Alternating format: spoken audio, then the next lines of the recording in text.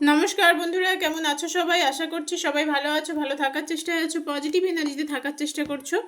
আমি আবারও চলে আসলাম তোমাদের জন্য একটা নতুন রিডিং নিয়ে। প্রথমেই বলে রাখি, এটা পুরোপুরি একটা জেনারেল টাইমলেস রিডিং। সেই কারণে এই রিডিং তোমরা যখন দেখবে, যে সময় দেখবে, ঠিক সেই সময় থেকে কিন্তু রেজনেট করতে শুরু করে দেবে। যেহেতু এটা জেনারেল রিডিং, সেই কারণে তোমাদের সাথে যতটুকু ম্যাচ করবে ততটা নেবে, বাকিটুকু ঝেড়ে ফেলে দেবে। প্রয়োজনের অতিরিক্ত কেউ নিজের উপর চাপিয়ে নেওয়ার চেষ্টা করবে না। যদি মনে হয় রিডিং তোমার সাথে ম্যাচ করছে না, স্কিপ করে যাও, ছেড়ে দাও, অন্য কারোর জন্য ছেড়ে রেখে যাও, সেটা অন্য কারোর সাথে ম্যাচ করে যাবে। যেটা বলার সেটা হচ্ছে, তোমরা পার্সোনাল রিডিংয়ের জন্য অনেকে কোয়ারিজ করো, লাইভে এসে কোয়ারিজ করো, সেটার জন্য তোমরা হোয়াটসঅ্যাপ করো 9593268445 এই নাম্বারে।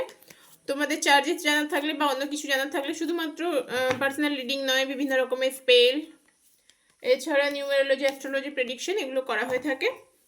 তো যার যার প্রেডিকশন নেওয়ার আছে, রেমেডিস নেওয়ার আছে, যার রিডিং করানোর আছে, তারা হোয়াটসঅ্যাপ করো কোয়ারিজ, যা যে কোনো রকমের কোয়ারিজ জানার জন্য হোয়াটসঅ্যাপ করো। আর সবাইকে যেটা একটা কথা বলার, যারা বাংলাদেশ থেকে দেখছো তাদের জন্য আমি কোনো সার্ভিস দিতে পারি না, কারণ বাংলাদেশ থেকে পেমেন্টের কোনো সুবিধা নেই আমার কাছে। সেই কারণে প্লিজ আমাকে কেউ রিকোয়েস্ট করো না। তোমাদের বাংলাদেশের বন্ধুদের জন্যই কিন্তু আমি চেষ্টা করি কন্টিনিউ লাইভে আসা, যাতে তোমাদের মানে কোয়েশ্চেনের অ্যান্সারগুলো দিতে পারি। প্রথমে দেখে নেব তোমাদের কি এনার্জি আছে, তারপরে দেখব তোমার পার্সনের কি এনার্জি আছে। তোমার এনার্জি যদি তোমার সাথে ম্যাচ করে যায়, বুঝে নিও রিডিংটি অবধারিত তোমার জন্য। যদি মনে হয় এনার্জি ম্যাচ করছে না, ছেড়ে দাও, স্কিপ করে যাও। প্রথমেই যেটা বলে রাখি সেটা হচ্ছে, তোমাদের মধ্যে কোনো তৃতীয় ব্যক্তির ইনভলভমেন্ট আছে, যার জন্য প্রবলেম, সমস্যা। সেটা যে কেউ হতে পারে, ফ্যামিলি পার্সন হতে পারে, বন্ধু বান্ধব হতে পারে, যে কেউ হতে পারে, যে কেউ হতে পারে। আচ্ছা, ওটা যে কেউ হতে পারে। অ্যাকচুয়ালি আমার ক্যামেরাটা এমন দিকে বসানো আছে, টেবিলটা পুরো দেখা যাচ্ছে না।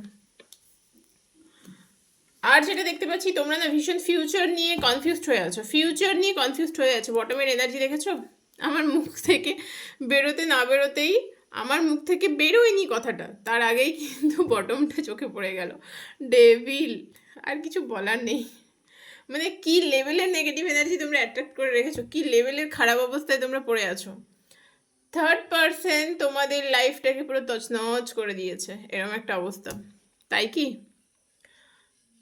তোমরা ফিউচার নিয়ে ভীষণ কনফিউশনে ভুগছো, অনেকে স্টাক হয়ে আসো, আবার আবার একই একই মানে কথা কিভাবে মেলে কারের সাথে, সেটা কার্ড দেখলে তবেই বোঝা যায়। তৃতীয় ব্যক্তি জেরবার করে দিচ্ছে।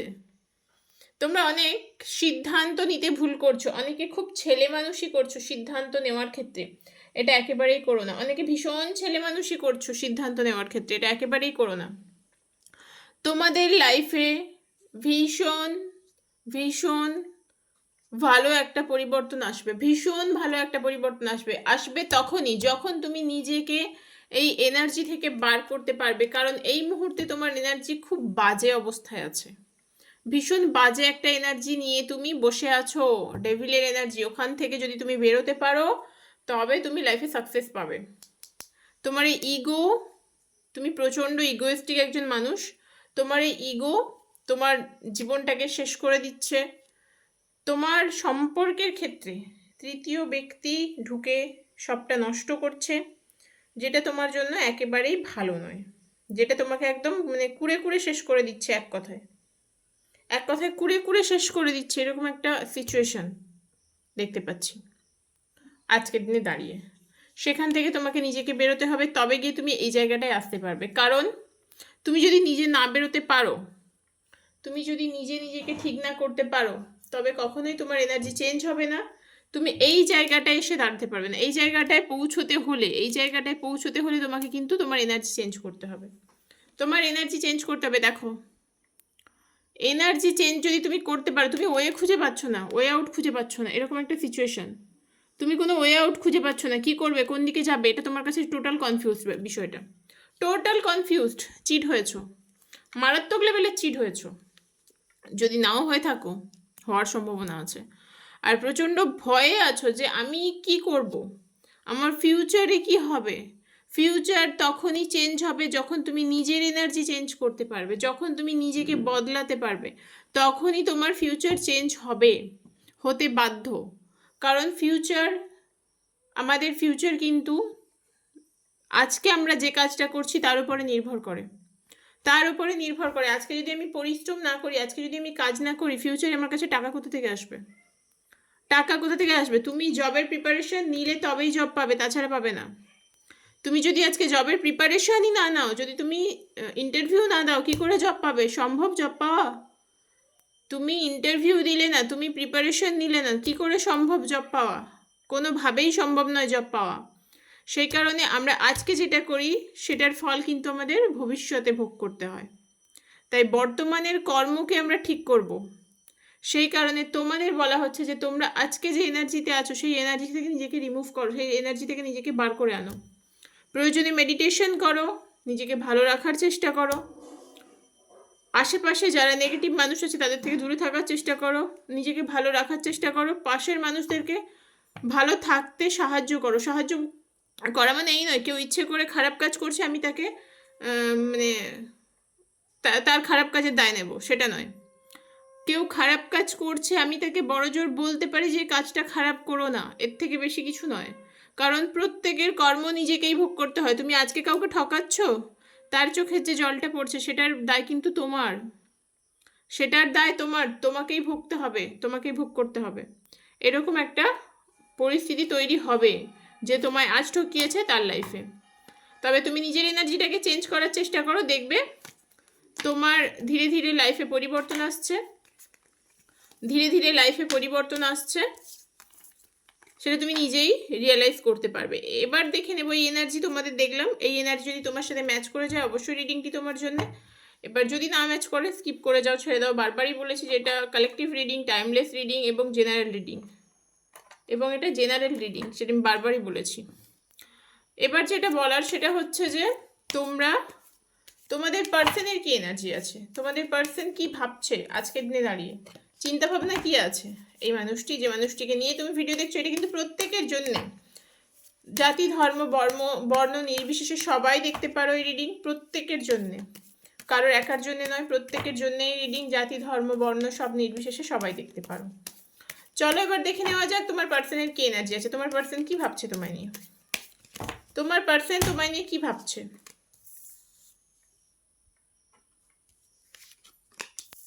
তোমাদের কার্মিক রিলেশনশিপে আছো অনেকে, কার্মিক বন্ডেজ আছে তোমাদের দুজনের মধ্যে, যেটা তোমরা ভোগ করছো, যেটা তোমরা ভোগ করছো।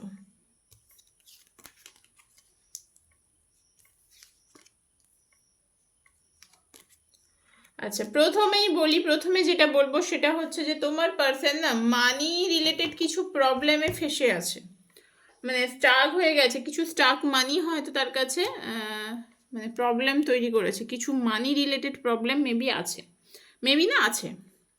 তোমাদের এই মুহূর্তে যে অবস্থা, যে সিচুয়েশন, সেটা হচ্ছে একটা কার্মিক সিচুয়েশন চলছে, দুজনকেই বলা হচ্ছে যে ছেড়ে দাও, মানে কিছু করার নেই এই রিলেশনে, তোমাদের কারোর কিছু করার নেই, ভগবান যেটা ঠিক করে রেখেছেন সেটাই হবে, মানে টোটাল স্যারেন্ডার করে দিতে বলা হচ্ছে। কারণ তোমাদের দুজনের মধ্যে কারোর কিচ্ছু করার নেই, টোটাল স্যারেন্ডার করে দাও, টোটাল স্যারেন্ডার করে দাও, স্যারেন্ডার করে দেওয়া ছাড়া কোনো উপায় নেই। দুজনের যা সিচুয়েশন বর্তমানে সেখান থেকে বলা হচ্ছে তোমার পার্সনের, মেবি তোমরা ম্যারিড, তোমাদের ফ্যামিলি আছে, তোমাদের বেবিও থাকতে পারে, বা অনেকের ফ্যামিলি রিলেটেড ইস্যু থাকতে পারে। তোমার পার্সনের সাথে তোমার হয়তো কোনো বিষয় নিয়ে খুব ঝামেলা বা কথা কাটাকাটি হয়েছে, যদি না হয়ে থাকে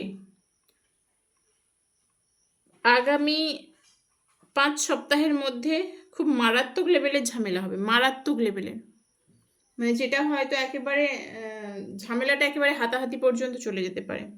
তোমার পার্সন না এই মুহূর্তে এতটাই স্টাক হয়ে আছে, এতটাই কষ্ট পেয়ে আছে, টোটাল ডিট্যাচমেন্টে চলে গেছে, তার মনে হচ্ছে আর কিছু না, যা হয়েছে বাদ দাও, সব ছেড়ে ছুড়ে দিয়ে আমি টোটাল ডিট্যাচ হয়ে যাব, অনেক তো হলো আর না, তার মনে হচ্ছে এটা যে অনেক হয়েছে, এবার টোটাল ডিট্যাচ হয়ে যাব, আমি পুরোপুরি ডিট্যাচমেন্টে চলে যাব। তোমার পার্সন কিন্তু ডিট্যাচমেন্টে চলে যাওয়ার চেষ্টা করছে, ডিট্যাচমেন্টে চলে যাওয়ার চেষ্টা করলে কি হবে, এই মানুষটি হয়তো অন্য কারুর কথা শুনে, অন্য কারুর কথায় নেচে তোমার সাথে খারাপ ব্যবহার করেছিল, কিন্তু সেই অন্য কেউ যার কথায় নেচে খারাপ ব্যবহার করেছিল সে কিন্তু তাকে পেছন থেকে ছুরি মেরে দিয়েছে, পেছন থেকে একেবারে দুমড়ে মুচড়ে শেষ করে দিয়েছে, তাকে পেছন থেকে কষ্ট দিয়েছে। সেটা সে বুঝতে পেরেছে, সেই জন্য তার আর কিছু ভালো লাগছে না, মনে হচ্ছে যা হয়েছে বাদ দাও, ছাড়ো, আর কিছু ভালো লাগছে না, আমি এবার নিজের কথা মানে নিজের মতো থাকি, টোটাল ডিট্যাচমেন্টে চলে যাই, তার মনে হচ্ছে। আর যেটা হবার এখানে আরেকটা জিনিস যেটা হচ্ছে, তোমার পার্সন না কিছু জিনিস তোমার থেকে হাইড করে গেছে, তোমাকে বলেনি, কিছু জিনিস সে নিজের মধ্যে লুকিয়ে রেখেছে, গোপন রেখেছে, তার ফিলিংটাও সে তোমাকে কখনোই বোঝানোর চেষ্টা করেনি, ভীষণ হাইড করেছে, ভীষণ স্টাক হয়ে আছে।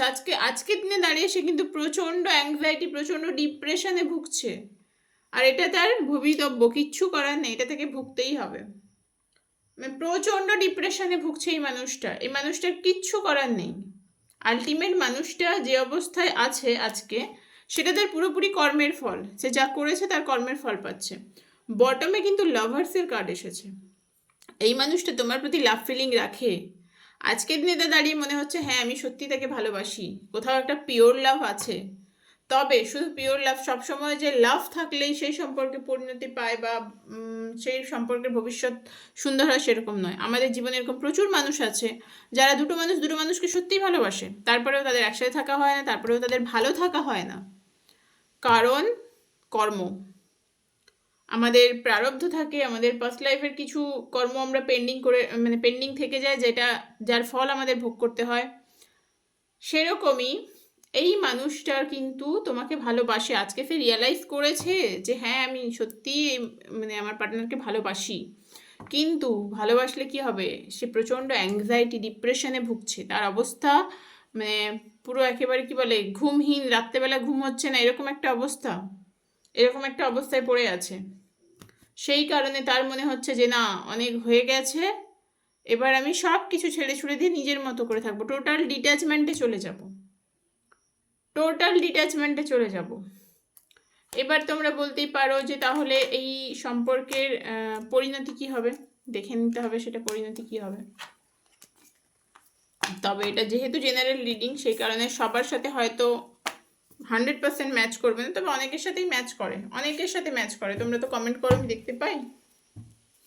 চলো দেখে নেওয়া যাক এই সম্পর্কের পরিণতি কি আছে।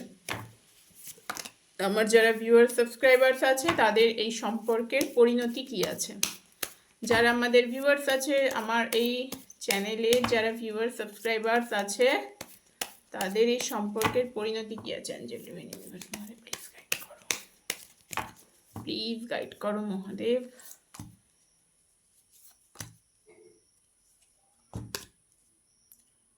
আচ্ছা আমি বেশি কার্ড নেব না, এই 3টে কার্ড দিয়েই দেখবো। প্রথমত হচ্ছে পরিণতি খুব একটা ভালো আমি দেখতে পাচ্ছি না, কারণ স্টাক হয়ে আছে এই মুহূর্তে, আর প্রচণ্ড ভয় পাচ্ছে, তোমার পার্টনারও ভয় পাচ্ছে, তুমিও ভয় পাচ্ছ। এবার এই সম্পর্ক থেকে তুমি না বেরোতে পারছো, না ভালোভাবে থাকতে পারছো। একমাত্র তুমি যদি তোমার জায়গায় নিজেকে ঠিকঠাক করতে পারো, নিজের এনার্জিটাকে ঠিক করতে পারো, তাহলে কিন্তু তোমার লাইফে অ্যাবান্ডেন্স আসবে, তুমি কেরিয়ারে ভীষণ গ্রোথ হবে, তোমার নিজেকে ভীষণ ভালো রাখতে পারবে। তবে এই মুহূর্তে যেটা দেখতে পাচ্ছি সেটা হচ্ছে তোমার পার্টনার ভীষণ ভয় পেয়ে আছে, সে যদি ভয়টাকে জয় করতে পারে তবে তার ইমোশন তাকে একটা ভালো জায়গায় নিয়ে যাবে, তোমাদের মধ্যে হয়তো মেবি আবারও রিকনসিলিয়েশন হবার চান্স আছে, তবে সেটা সবার ক্ষেত্রে নয়, সবার ক্ষেত্রে হবে না রিকনসিলিয়েশন, কারণ এটা জেনারেল রিডিং। তোমার পার্টনার যদি তার ভয়টাকে কাটাতে পারে, তার যে স্টাক সিচুয়েশন সেখান থেকে সে বেরোতে পারে, তবেই একটা রিকনসিলিয়েশন হবার চান্স আছে।